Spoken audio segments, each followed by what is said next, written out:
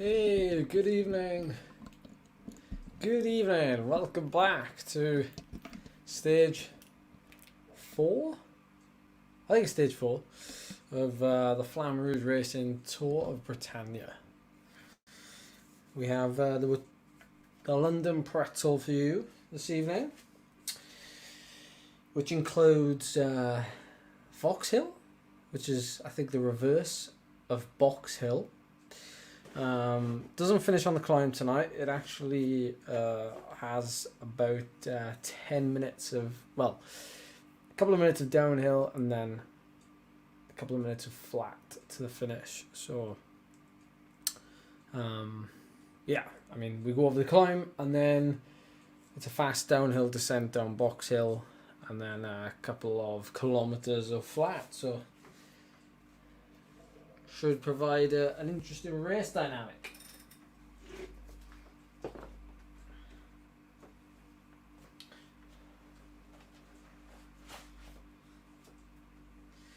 $56.49.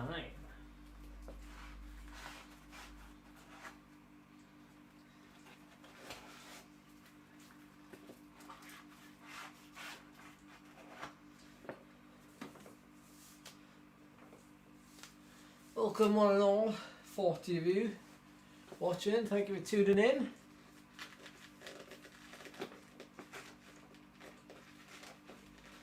Hope you're well. You're riding your bike today or riding your bike tonight. What other streams are there, Ross? Let me know.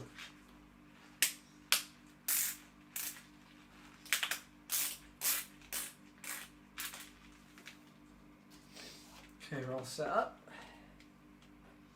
I've just come back from the gym about half an hour ago. So my shoulders are ruined. My legs are somewhat ruined, but not completely smoked. Certainly know I've been to the gym though. So let's jump on. 16 degrees in the Pain Cave this evening, according to my Wahoo.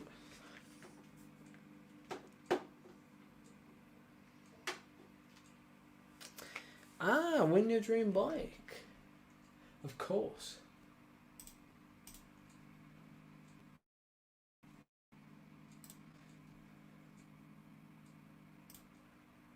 Okay, 4 minutes.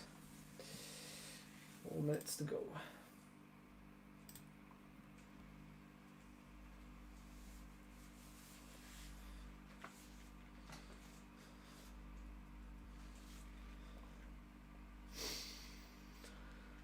Okay.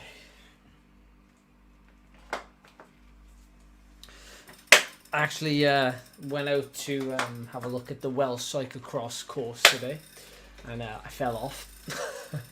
I fell off into a little bed of thorns, and I had a nice handful, a palmful of thorns. So, yeah, resting my hand on the handlebar is a bizarre feeling I never thought I'd have.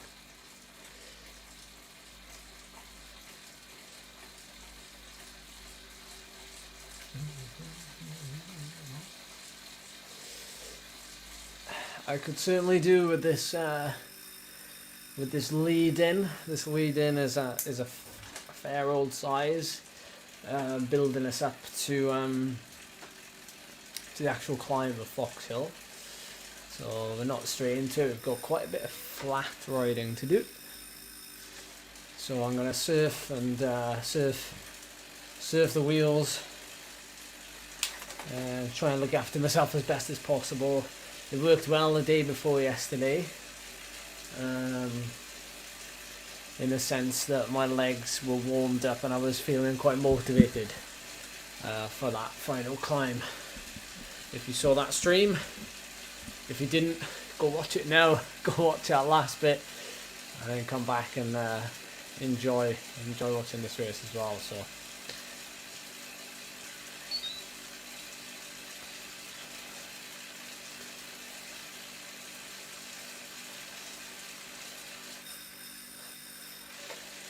Yeah, boom indeed.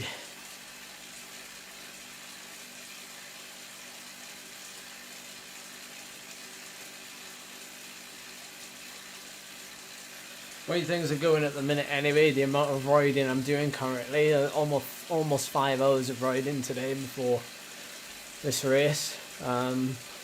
It's ideal doing, well, particularly this race, it's only one, for me anyway, I'm only going to make one effort in this race, and that'll be on the climb. I'm not going to get involved in anything else.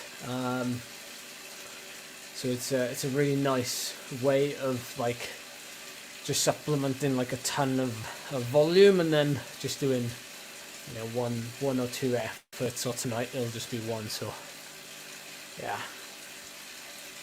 Hey, thank you, Mr. Power. Good evening, Jez.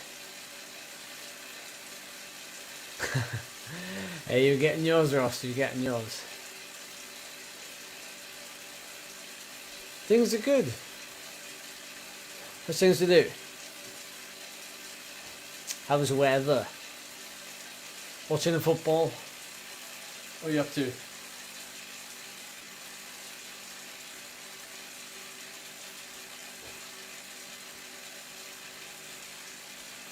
Yeah, Dave, the cyclocross is very technical. Very technical indeed. Just saying to people today how my fitness massively outweighs my technical ability, so I've got to be extremely careful that I don't get too sort of carried away during the race on Sunday. And if I, like I did last time basically, and that's what caused me to injure myself, I was batting way too high for my ability. I was basically trying to keep up with people who were very, very quick and very technically on their game, and I wasn't.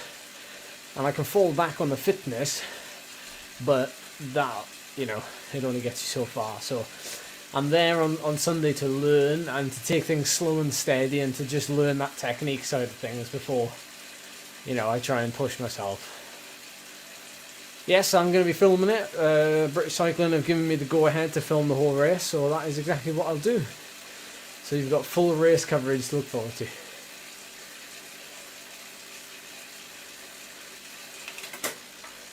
Okay, here we go.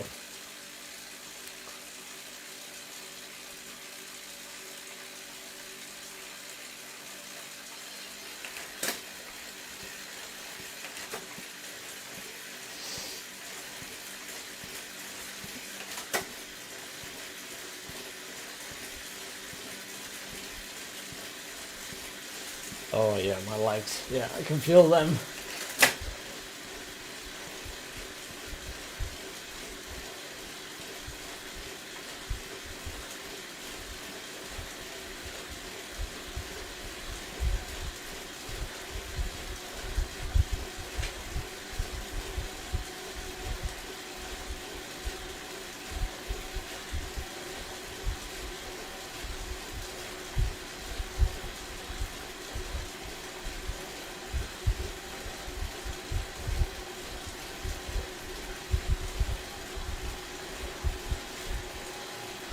Lee Dixon in this race.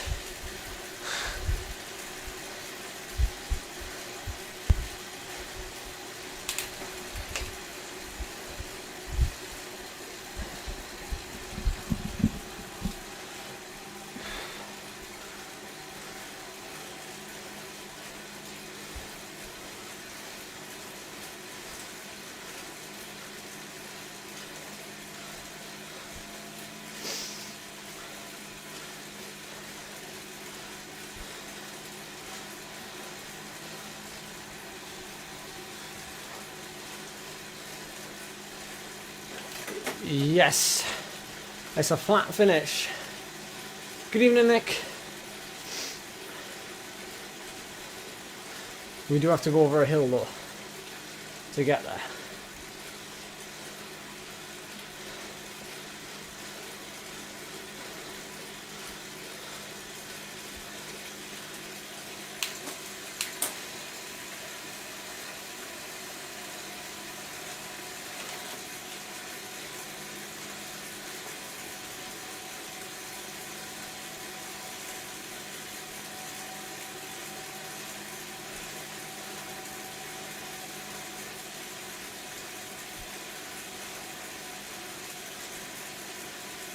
Evening, Chris.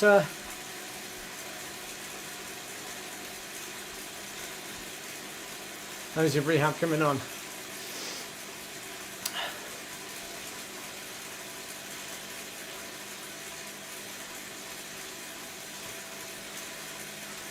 Yeah, it's all relative, Ross.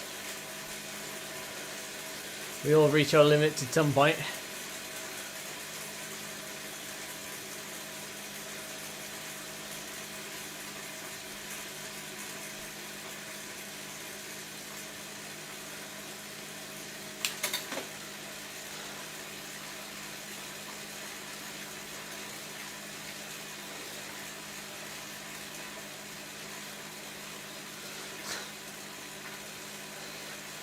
And you're reliving everything through me, Ross.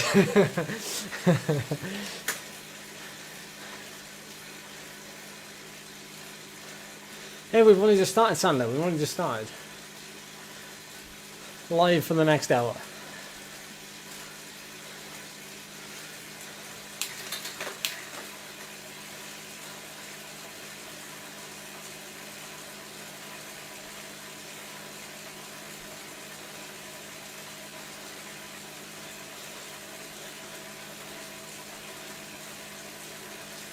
Progress is progress, right?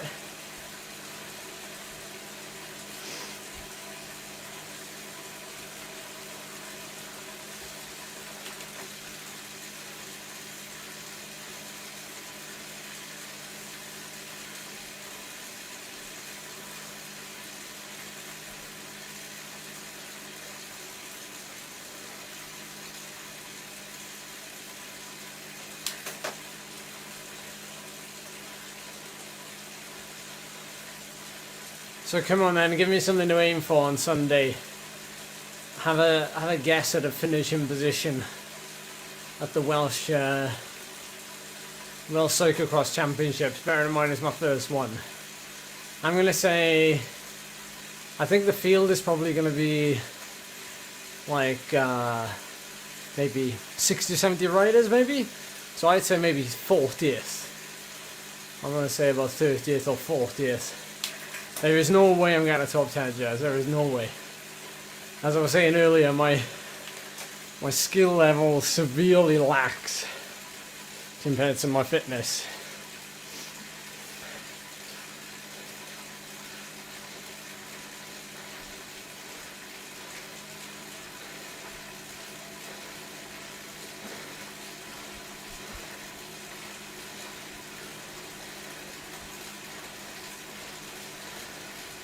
There's a high chance lots of people get a flat.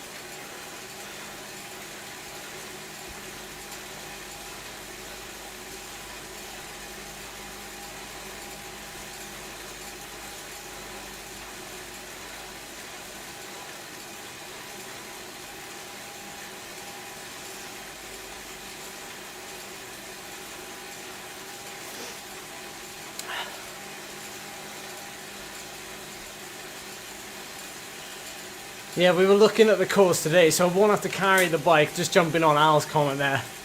I won't have to carry the bike anywhere. So that's a bonus, because I can't do that anyway. In terms of technique and skills, I'm probably, let's use the old RuneScape ranking system, level 99 would be absolute expert. I'll probably be a level 25, level 30 in terms of technique. There's no muddy climbs, it's a pretty flat course. There's only one potential area for mud, and that's off camber anyway. So that comes down to, I think, obviously tyre selection, tyre pressure, and obviously technique as well. So Combination of those things still doesn't bode well for me because I've not invested in tyres, my technique is lacking, and obviously my confidence is lacking. But I managed to ride that section today, but it wasn't churned up at all. So to answer your question, I would say 90% of the course is rideable, and of that 90%, I would say 15% of that is likely to be churned up or muddy, especially by the time we come to ride it, because we'll be last on the course, I think. First race is about 9 in the morning, and we start at 1 o'clock or 1:30. So the course, it's not a national series cyclocross event. It's literally a regional championship. It's the Welsh Championship, which is a regional championship. So you know, it's not going to be a field for the pro riders or elite cyclocross riders.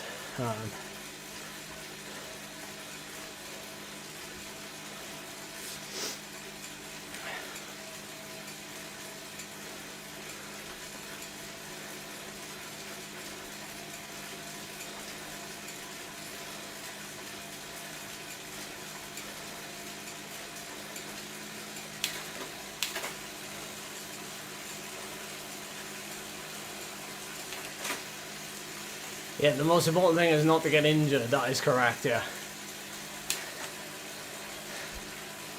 There's a high likelihood of that happening if I push myself too much and if I get too carried away. So my tactic already, because I've seen the course now, like the first section, the first couple hundred meters is tarmac, so it'll be fast. So, and then after that it goes into a single track section, which is quite narrow, but then it goes into the only climb which is unrideable, and they're actually going to put logs at the bottom of it, I think, to stop you from riding it. So my plan is to do the first half of the first lap like out of the mess, so I want to let people ride away. I'm not going to get involved with anything. I'm not going to sprint off the start line to get involved with that. I want to learn from it, so without putting myself in that situation, I want to learn how the race unfolds rather than sort of going off and like putting myself in a position where I'm going to be pressured by other riders around me, because the first minute or so of the race is obviously extremely hard, extremely fast, and the likelihood of me getting caught up in something in that first couple of sharp bends is quite high because of my skill levels quite low. So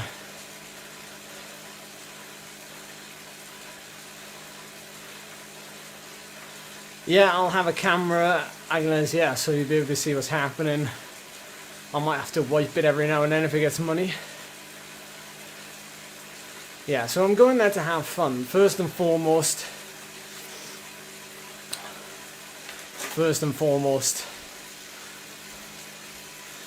I'm going there to have fun and to learn, you know, my own limits, and to do something that I'm not good at, you know, technique wise. I just won't be good at it straight away, which is the same for all of us.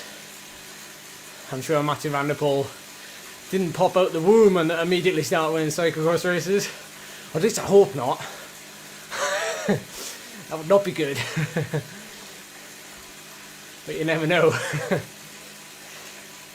So yeah, there to have fun, there to embrace the atmosphere and sort of learn a thing or two about what goes on at cyclocross, you know, what my limits are, how the race evolves, you know, sort of who are the people to follow.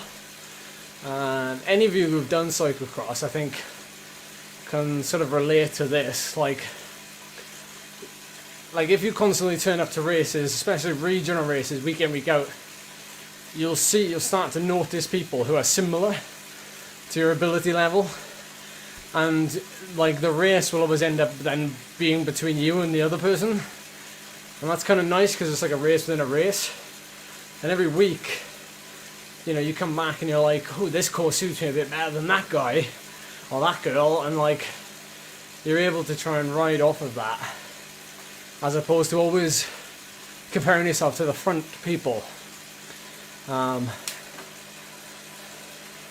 So, you know, I'm not like, I won't be comparing myself to the front people because I need to be realistic. But there's a lot to be gained from it. Like, you know, when you're a kid, and you do things that are outside your comfort zone, your rate of learning is super quick. And then as we get older, we not so much we shy away from those things, but it gets harder and harder to learn. You know, you put yourself into situations and you try to improve.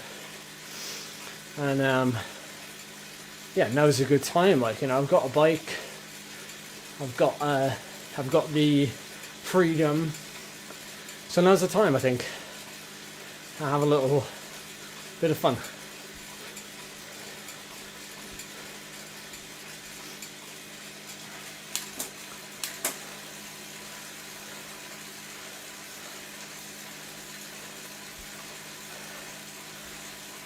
Aaron, you haven't missed anything.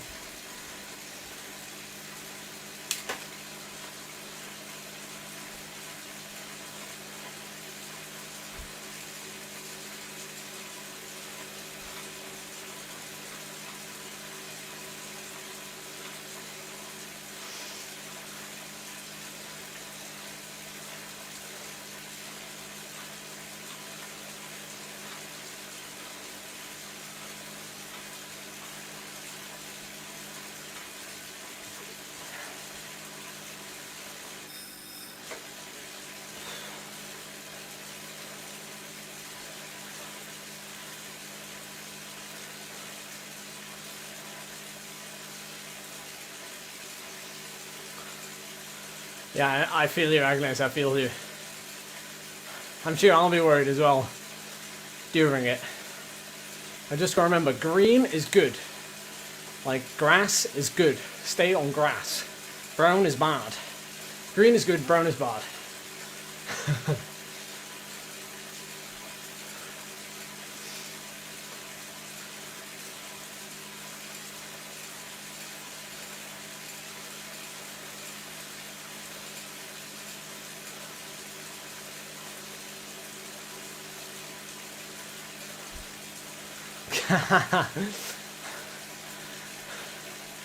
Evan.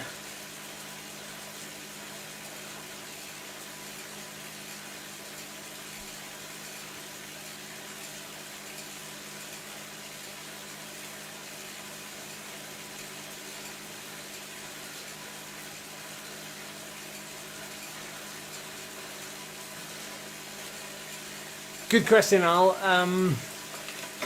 That is a little bit pro. The only potential for me to have a spare bike is to use Charlie's cyclocross bike, which is like a 10-year-old Boardman cyclocross bike. But the handlebars are like 36 centimeters, which is a fair bit narrower than what I ride.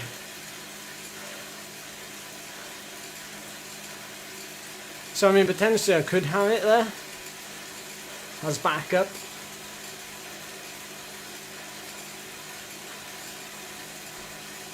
But I don't know.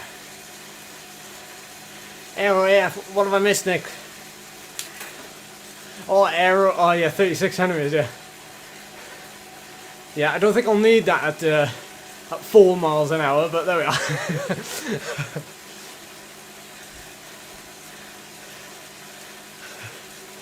Just don't worry about the cornering. I'll be doing 100 mile an hour on the straights anyway, so the corners won't matter.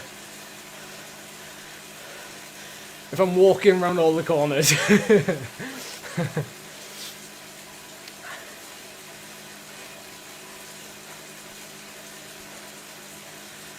yeah, everyone will be scared of me on the start line because they'll see me with 36cm bars in a cross race and they'll think, this kid knows something we don't. I'll have my levers turned in as well.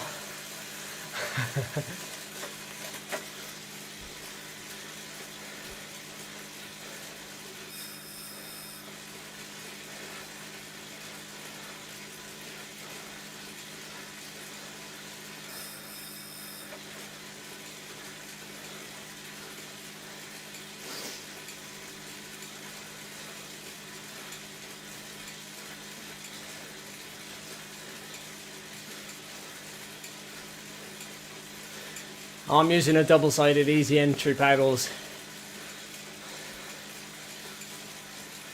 The ones everyone uses, Gareth. Charlie does indeed have some tips for me, Agnes. She says don't crash. That is her only tip.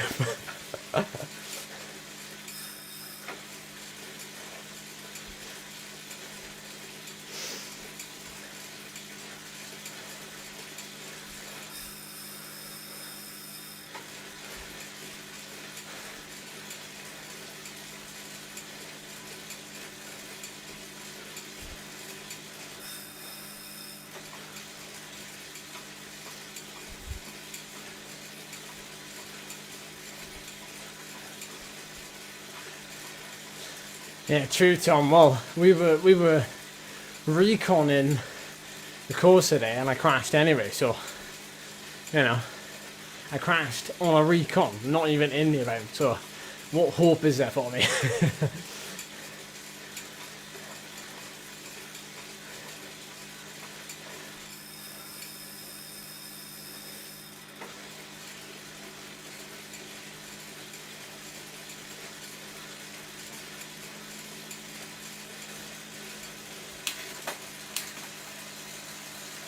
I'm assuming there's a sprinter. Oh, triathlon down with the ride on.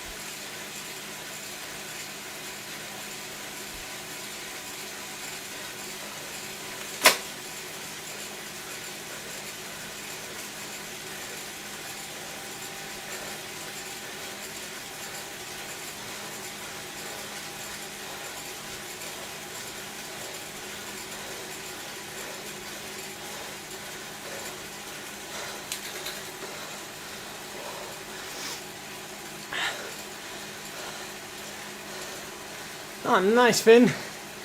Are you riding too?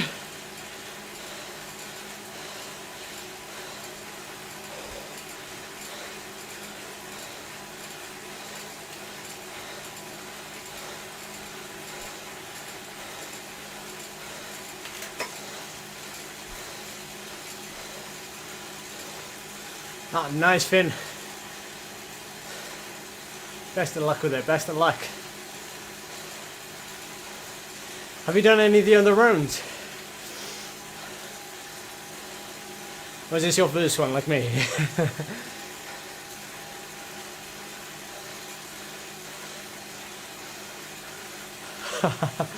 You don't know what you're missing, Tom.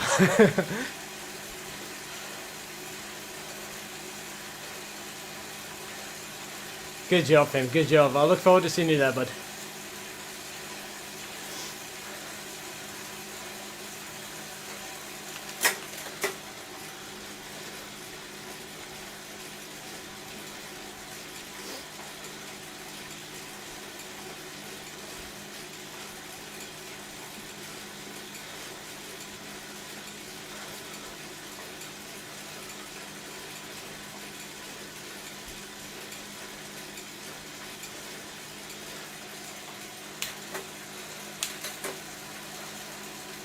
I was pretty close to the back there in that sprint.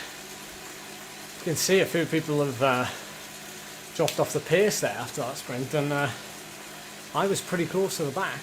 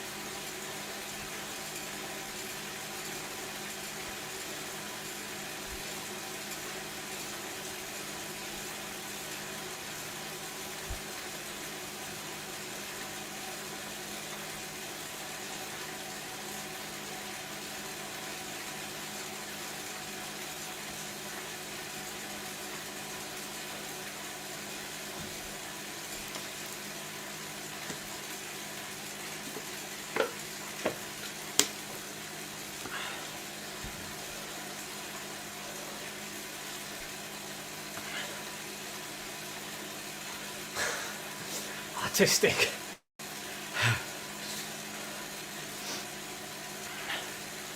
Yeah, I've done 1 or 2 cyclocross events about 5-6 years ago. Have I done any other cycling disciplines though? Well, track, yes, when I was a junior cyclist, and I was part of the Welsh cycling sort of development program. I was sort of forced down that route because, like with British cycling, it's somewhat of a feeder. Like the Welsh cycling program is a bit of a feeder, so anyone that wanted to go like down that route, or like anybody that was involved basically with Welsh cycling, I don't know if it's the same now, but you had to do road and track, and track was like yeah, I just like, as you can probably tell, like I don't really have the build for it, but even like the endurance stuff, I didn't really have the head for it. It was quite like, it was quite confusing, and I never really fell in love with it, so it was quite difficult for me.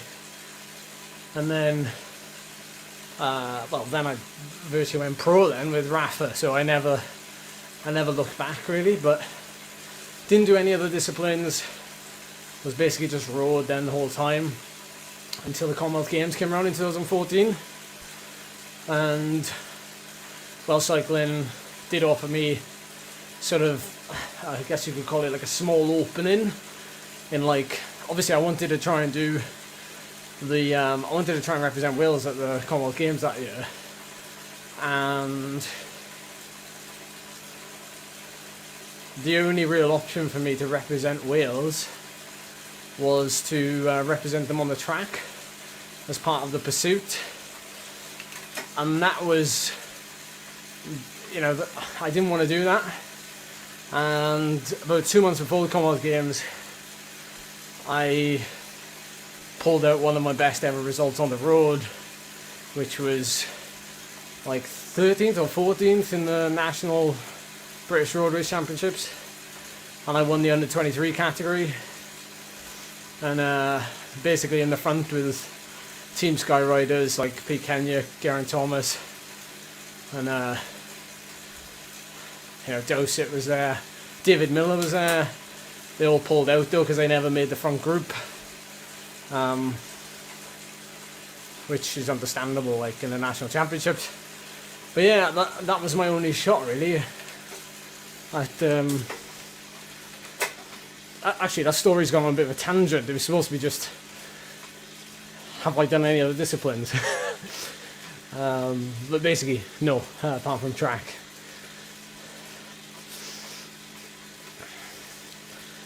Nice, Melvin. Nice.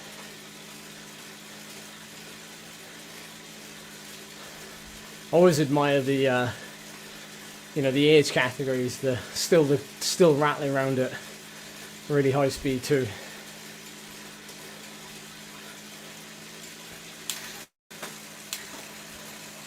That Commonwealth Games that year was in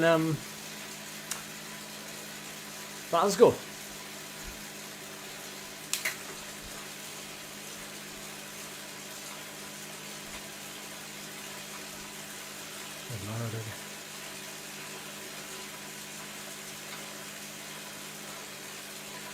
Halfway through.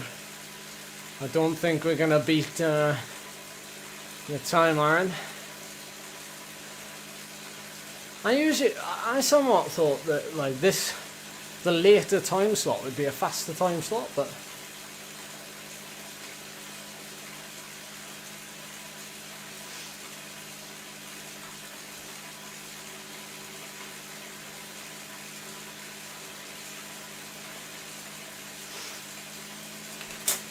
hey Tobias, halfway through the stream, welcome.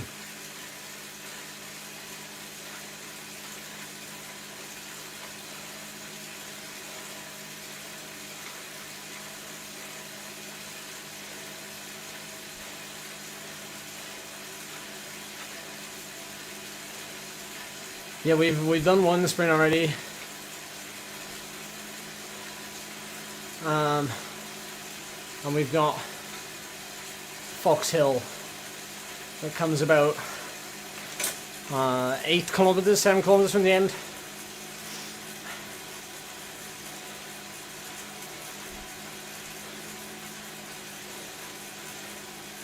Well, I do a bit of gravel riding in the Esther. Or do you mean racing? If you mean racing, then no, probably not, because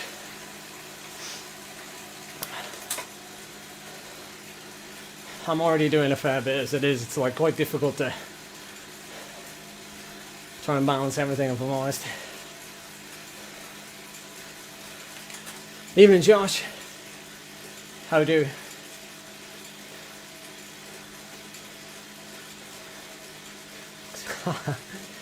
Kieran would be your worst nightmare.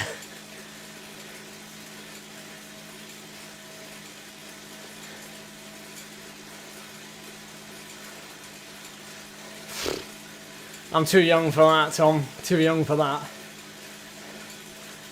I've got to try and cash in on what I've got at the minute first. Well, cash in is the wrong phrase, but you know what I mean. Maybe when I'm in my 40s, race across America or something.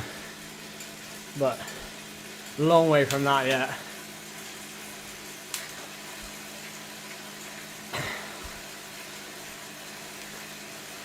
Question is, have you got the patience to hang around this YouTube channel for the next 20 years? That's the question. Maybe not 20 years, 15 years.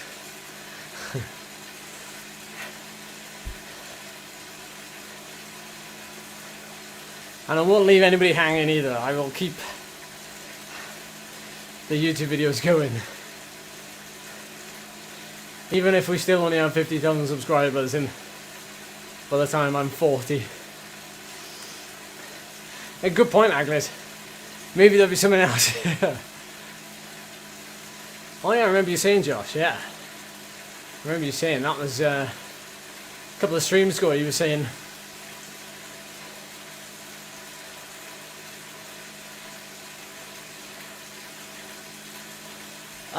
Edmund, yes, I am.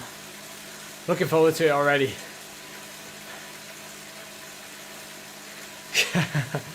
Ed Laverack's elite bowls player.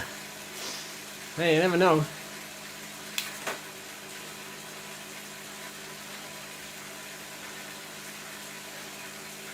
Oh, that's cool, Josh. That's cool. That's good. Very good.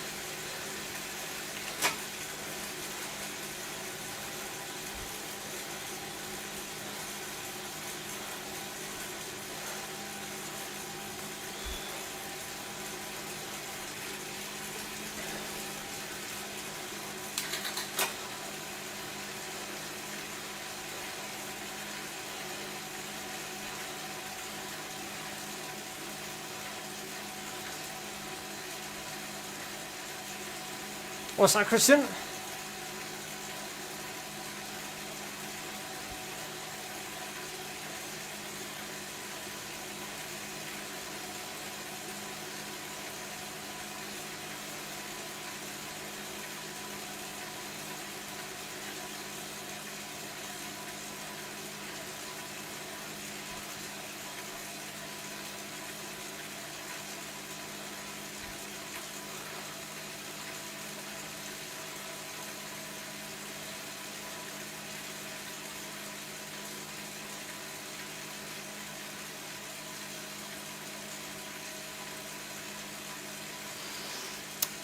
Well, for me it is, Christian. Yeah, it's pretty accurate for me.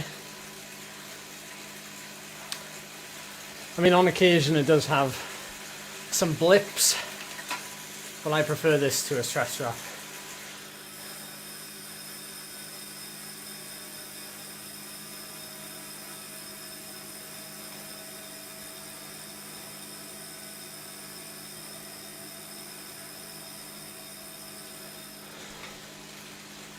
Oh, managed to get a good recovery there.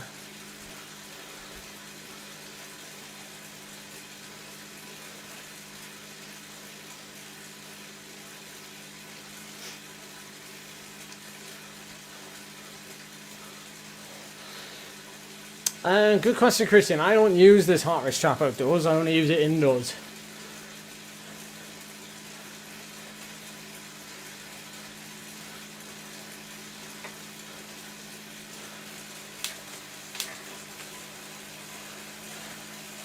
I do know people who do use it outdoors. I don't think they've had any problems with it.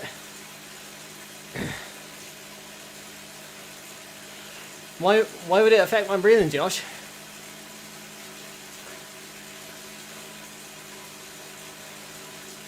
As in, do you think it improves my breathing because there's nothing on my chest? If so, I wouldn't have said so, no. Because I'm so used to riding outdoors with a chest strap, so it doesn't really play on my mind.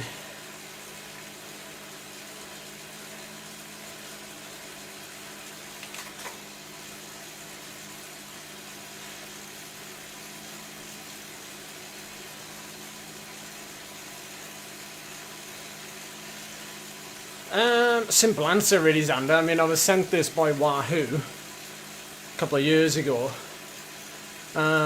And you know that feeling you get when you put on a cold heart rate strap? Well, you don't get that with this. Also, it doesn't hold the sweat as much because it's like a fabric strap as opposed to I don't know what you'd call the heart rate strap on your chest, but it's also easier to wash. The only downside, I suppose, is you've got to charge it more. You know, maybe once a week if you're riding as much as me. Well, no. If I was doing all my training indoors, like, then maybe I'd have to charge it once a week. But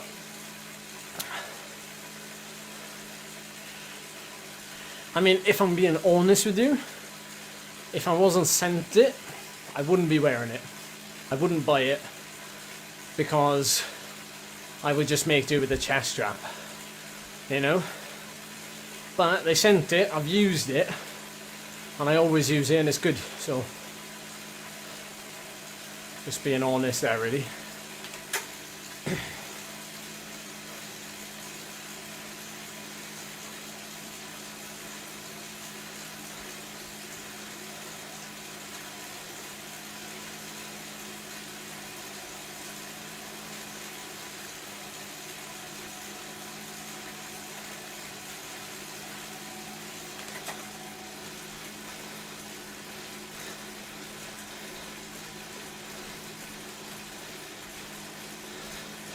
Yeah, what I would say is my Garmin watch that I wear on my wrist, that optical sensor isn't very good.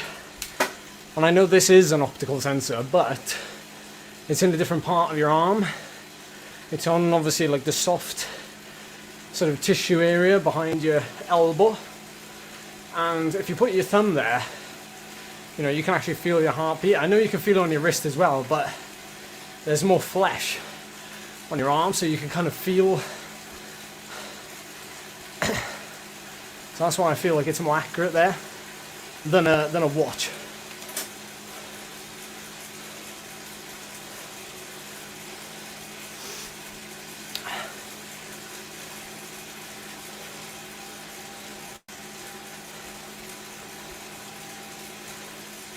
Yes, I agree, Xander, yeah.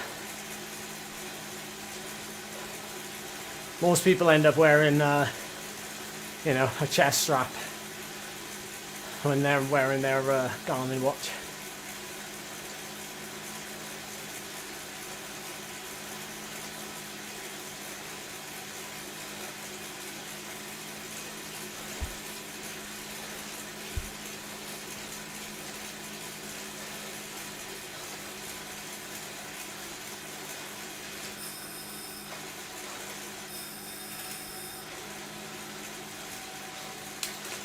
No, that's perfectly true though, Agnes, yeah, perfectly true.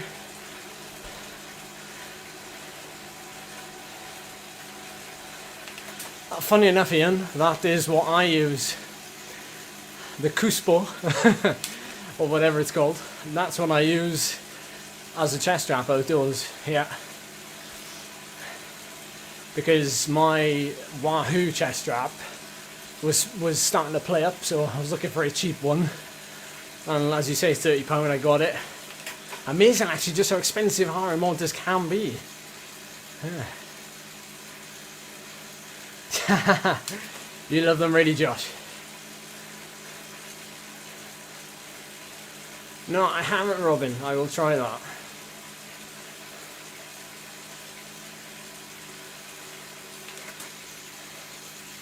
Okay, we have a climb incoming.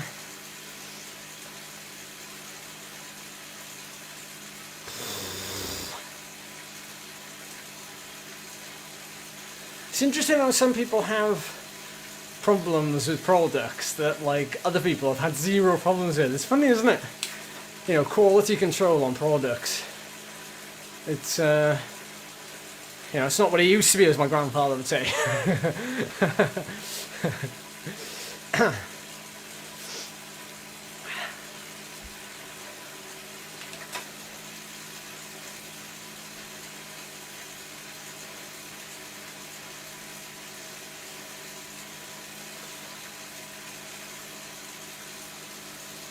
I don't think we're going to beat Aaron's time of 56 minutes.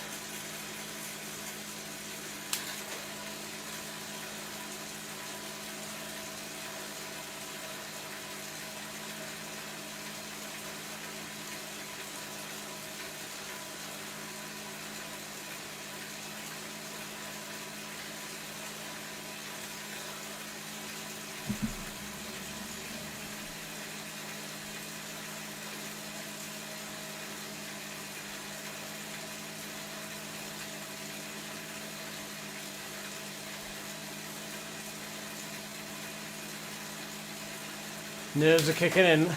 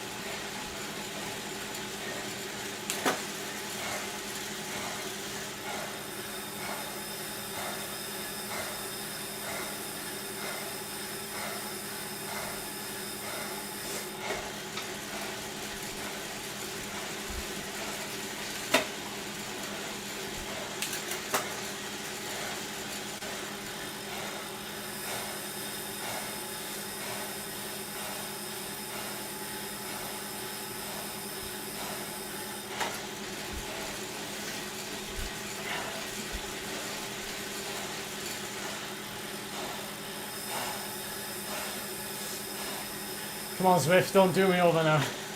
Please.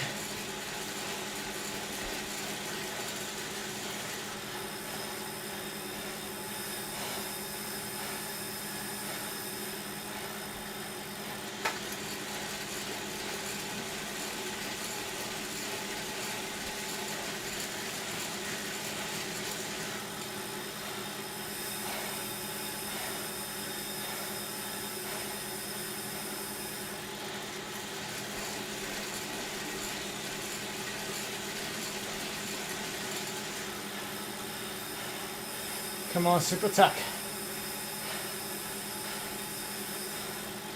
Ah.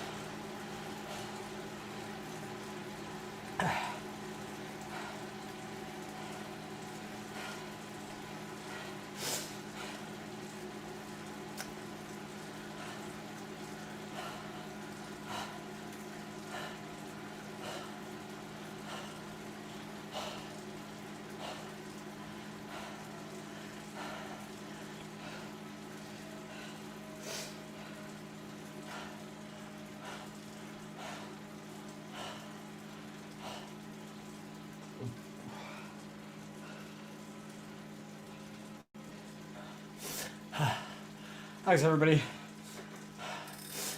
You're a long way from novice, Danny. You're more advanced than that now.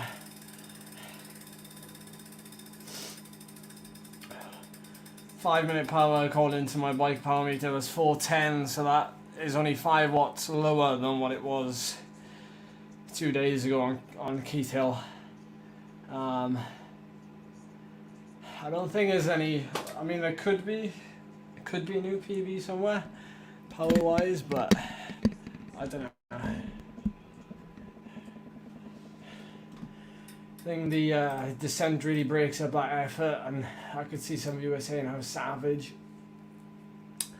it was, you know, because I don't need to tell you guys, you know, the descent is like super hard when you're, I suppose when you're sub 65 kilos maybe, I don't know what the boundary would be, but it's definitely hard when you're having to, you know, press on the descent, obviously more than you would outdoors, but anyway, here we go. Let's have a look to see what materialized. Oh, thank you.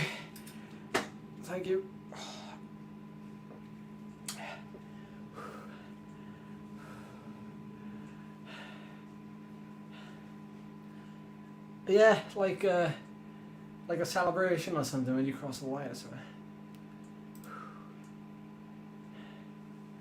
I certainly paid for that effort. Like later on, I was starting to like, you can see like I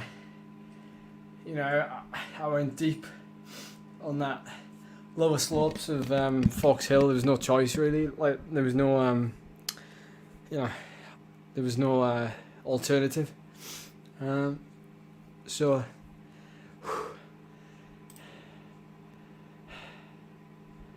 close, but no cigar. It's close. Oh, 1 watt. Gosh darn it. 1 watt.